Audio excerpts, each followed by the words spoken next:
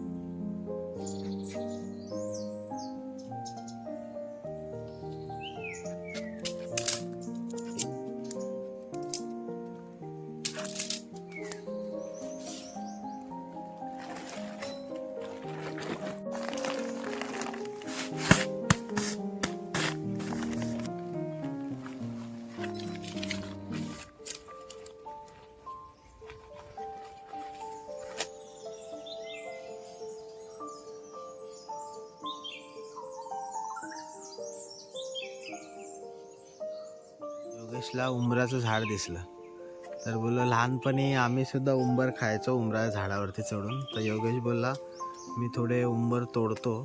योगेश वरती चढलाय. त्याला बोललो 4-5 उंबर काढ, आपण जरा टेस्ट करू. हे रानामधले प्युअर उंबर आहेत. तर बघू टेस्ट करून कसे लागतात, खाऊन बघू. भरपूर आहे त्याच्यावरती, आवडीत मला भरपूर. तुम्हाला खायची पद्धत एक वेगळी आहे त्याची, दाखवू तुम्हाला. याला फक्त घेऊन ना आधी असा चवळायचा बस दोन्ही बाजूला. याच्यामध्ये नॅचरल शुगर जास्त आहे.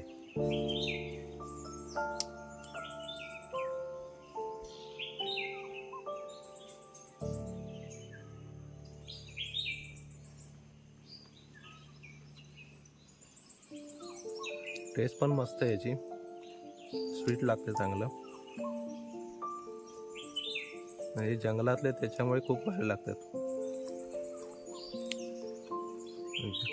मी पण जरा खाऊन बघतो कसं लागतं. योग्य बोलतोय भारी लागतात, लहानपणी खाल्ले होते. पण ह्याच्या आतमध्ये ना माशा असतात खूप. पण ह्याच्यात तेवढ्या माशा नाही आहेत आतमध्ये. म्हणजे असं थोडंफार वाचलं होतं की जी नर आणि मादी असते, नर आतमध्ये जाऊन त्यांचं जे प्रजननाची प्रोसेस असते, तर नर आतमध्ये जातो आणि नंतर ना बहुतेक नर किंवा मादी असे कोणाला एकाला पंख नसतात, त्यामुळे त्यांना परत उडून बाहेर येता येत नाही. मग ते आतल्या ह्याच्यावरतीच ते आपलं पालन पोषण करतात. कन्फर्म मला माहीत नाही नक्की काय आहे, पण थोडंफार मला जे माहिती आहे ते तुम्हाला मी सांगतोय. खायला टेस्टी आहे. पूर्ण झाडच औषधी पण आहे. झाडाची साल, याची पानं, या पानावरचे हे फोड आहे छोटे छोटे. आणि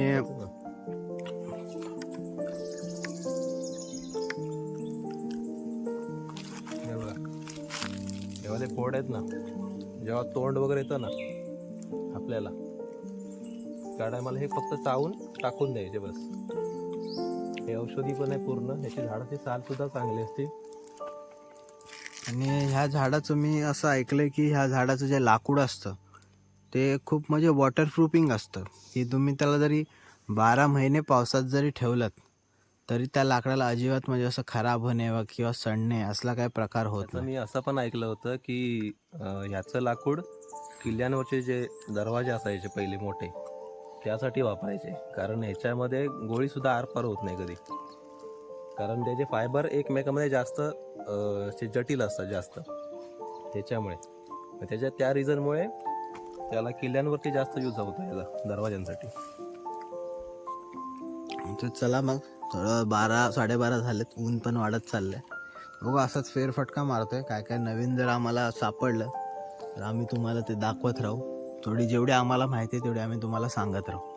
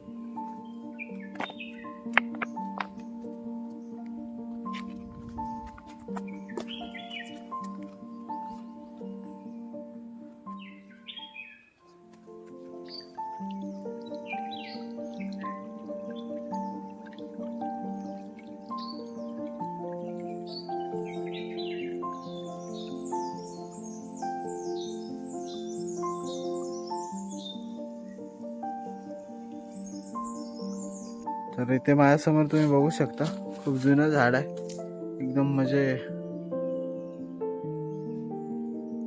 एकदम उंच असं, खूप उंच आहे आणि खूप जुनं आहे. जवळजवळ 50-100 वर्ष जुनं असू शकतं. तर वरती एक्सप्लोर करताना अशाच काही सुंदर सुंदर गोष्टी आम्हाला दिसत आहेत.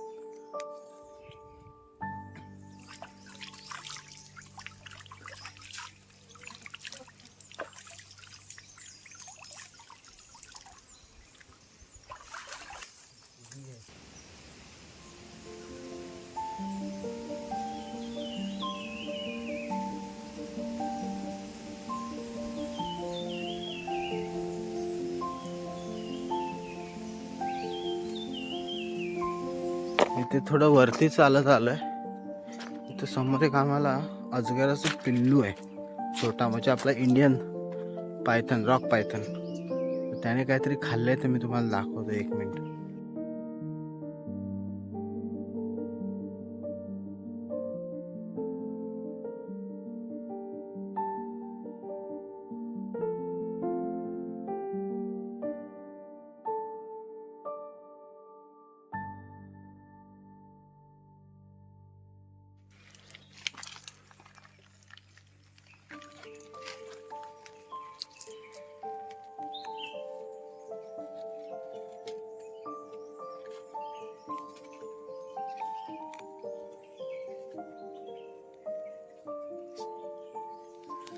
बहुतेक त्याने काहीतरी खाल्लं होतं, पोट त्याचं, आणि एक छोटं पिल्लू होतं अजगराचं, आणि त्यामुळे आम्ही त्याला जास्त डिस्टर्ब नाही केलं. फक्त थोडंसं तुम्हाला दाखवण्यासाठी एक क्लिप घेतली आणि मग ते गेला आपापला. त्या दगडीच्या खाली थोडी जागा होती, त्या कपारीत तो आतमध्ये निघून गेला. बाकी असंच काय काय आम्हाला सापडते तुम्हाला दाखवत राहू आम्ही. आता हळूहळू थोडं आतमध्येच चाललंय. थोड्या वेळाने परत खाली सुद्धा यायचंय. दुपार झाले, 1-1:30 वाजलाय. बघू अजून काय इंटरेस्टिंग गोष्ट जर सापडली तर नक्की तुमच्याशी शेअर करू.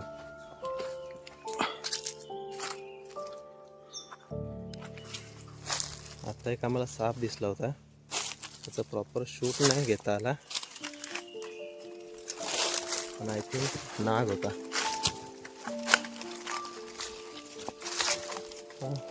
बस 2-3 साप तरी बघितले इथे आल्यापासून. कारण इथे बारीक पाली कीटक उंदीर, तर रात्री आम्ही झोपताना आम्हाला त्यांचा आवाज भरपूर येतो, त्यामुळे साप भरपूर आहे तिकडे. आता दिसला प्रॉपर सगळा पूर्ण नाही दिसला, पण मोठा होता, जवळपास एवढा जाड तरी होता गाडीला. इथे या पाण्यावरती पाणी पित होता, तेवढ्या सागरने बघितलं.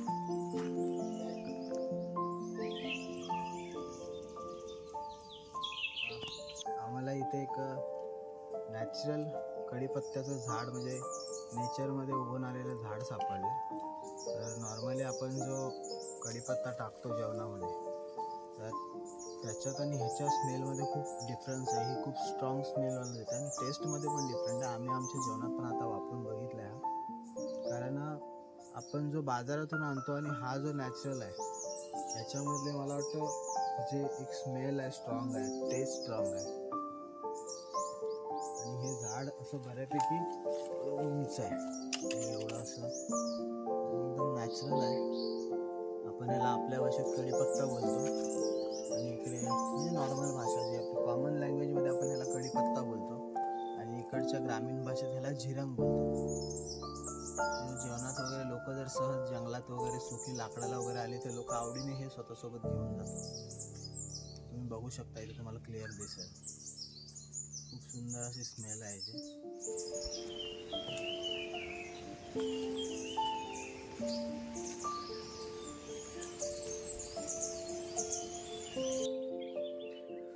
तर आत्ताच आलो आहे आम्ही जंगलामधून. तर तुम्ही बघितलंच असेल, जे जे आम्हाला काही दिसले ते आम्ही तुम्हाला दाखवलं. बाकी एकंदरीत अनुभव खूप चांगला होता. ह्यावेळी आम्ही 3 दिवस 3 रात्र प्लस एक 4था दिवस आम्ही थांबलो, कारण त्यानंतरची एक मॉर्निंग आम्ही पूर्ण एक्सप्लोअर केली जंगलामध्ये. त्यामध्ये आम्हाला काही गोष्टी ज्या दिसल्या त्या तुम्हाला आम्ही दाखवल्या. अजून एक मला इथे एक आवर्जून गोष्ट सांगावीशी वाटते की जंगलात येणं, कॅम्पेन करणं आणि जेवण बनवणं आणि राहणं हेच कॅम्पेनचं म्हणजे वैशिष्ट्य. म्हणजे कॅम्पेनचं हेच तेवढंच एक मर्यादित नसावं कॅम्पेन. तर तुम्ही ज्या ठिकाणी जाताय त्या ठिकाणचा आजूबाजूचा परिसर, त्या ठिकाणची जैवविविधता यांचा सुद्धा थोडाफार अभ्यास, जंगल कसं रिॲक्ट करतं, रात्रीच्या वेळी जंगल कसं असतं, सकाळच्या वेळी त्याची काय म्हणजे सिच्युएशन काय असतात, हे सगळे अनुभव आम्हाला हळूहळू येत आहेत. हा आमचा दुसराच व्हिडिओ आहे, पण एक याच्यामध्ये एक चांगली गोष्ट मी नोटीस केली की सकाळी 6 वाजल्यापासून ते दुसऱ्या दिवशी सकाळी 6 वाजल्यापर्यंत जंगलाचा जो साऊंड आहे, म्हणजे पक्ष्यापासून ते कीटकांपर्यंत त्यांचे जे आवाज आहेत ते सकाळच्या वेळेत वेगळे असतात, दुपारच्या वेळेत ओरडणारे पक्षी वेगळे असतात, दुपारनंतर संध्याकाळी ओरडणारे वेगळे असतात, काही निशाचर आहेत ते रात्री ओरडणारे त्यांचे आवाज वेगळे असतात.